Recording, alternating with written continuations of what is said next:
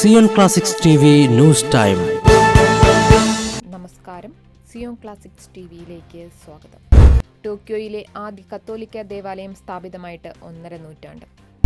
Tokyo ജപ്പാനിന്റെ തലസ്ഥാനമായ ടോക്കിയോയിലെ ആദ്യ കത്തോലിക്ക ദേവാലയത്തിന് തുടക്കം കുറിച്ചതിന് 1.5 നൂറ്റാണ്ട്. പാരീസ് ഫോറിൽ മിഷൻസ് സൊസൈറ്റി സ്ഥാപിച്ച സുഗീജിയിലെ സെന്റ് ജോസഫ് പള്ളി 1874 കൂദാശ ചെയ്തത്. 1891 ടോക്കിയോ അതിരൂപത സ്ഥാപിതമായതോടെ ദേവാലയം കത്തീഡ്രൽ പദവിയിലേക്ക് ഉയർത്തപ്പെടുവാനുള്ള സാധ്യതകൾ തെളിഞ്ഞു. 1920 saint Mary's church Tokyo കത്തീഡ്രലായി ഉയർത്തപ്പെട്ടു.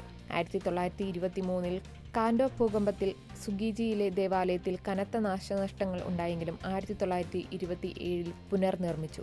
1999 June 1 ടോക്കിയോയിലെ ചരിത്ര നിർമ്മിതിയായി ജാപ്പനീസ് ഗവൺമെന്റ് ഇത് അംഗീകരിച്ചു. ആദ്യത്തെ മിഷണറിമാർ അഭിമുഖീകരിച്ച വലിയ ബുദ്ധിമുട്ടുകളും വിദേശ മിഷണറിമാരും ജാപ്പനീസ് വിശ്വാസികളും തമ്മിലുള്ള അചഞ്ചലമായ പ്രതീക്ഷയും സഹകരണവും ഊന്നിപ്പറയുന്നതായിരുന്നു സുഗീജി ദേവാലയത്തിന്റെ സ്ഥാപനമെന്ന് കാരിത്താസ് ഇന്റർനാഷണലീസിന്റെ പ്രസിഡന്റായ ടോക്കിയോ ആർച്ച് ബിഷപ്പുമായ ടാർസീഷ്യസ് ഇസാവോ കിക്കുച്ചി പറഞ്ഞു. 150 വർഷങ്ങൾക്ക് മുൻപുള്ളതുപോലെ ഇന്ന് നമ്മൾ നിരവധി വെല്ലുവിളികൾ നേരിടുന്നുണ്ടെന്നും എന്നാൽ പ്രതീക്ഷ അന്നത്തെ പോലെ ശക്തമാണെന്നും അദ്ദേഹം കൂട്ടിച്ചേർത്തു. ജേസ്യൂട്ട് സമൂഹത്തിലെ സ്ഥാപകനായ വിശുദ്ധ ഇഗ്നേഷ്യസ് ലയോളയുടെ സമകാലീനനായിരുന്ന വിശുദ്ധ ഫ്രാൻസിസ് സേവ്യറാണ് 1549 ജാപ്പനിൽ സുവിശേഷം എത്തിക്കുന്നത്. ജപ്പാനിലെ ഭാഷ പഠിച്ച ഫ്രാൻസിസ് സേവ്യർ ആയിരക്കണക്കിന് ആളുകളെ കത്തോലിക്ക വിശ്വാസത്തിലേക്ക് നയിച്ചു.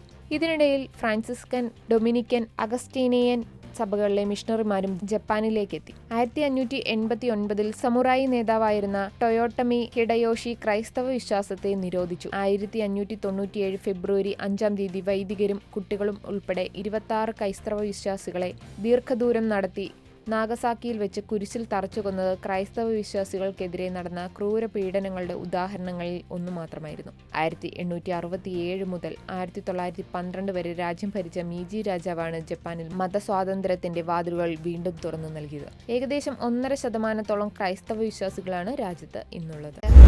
കൂടുതൽ ക്രിസ്തീയ വാർത്തകൾക്കായി ഈ ചാനൽ മറക്കാതെ സബ്സ്ക്രൈബ് ചെയ്യുക.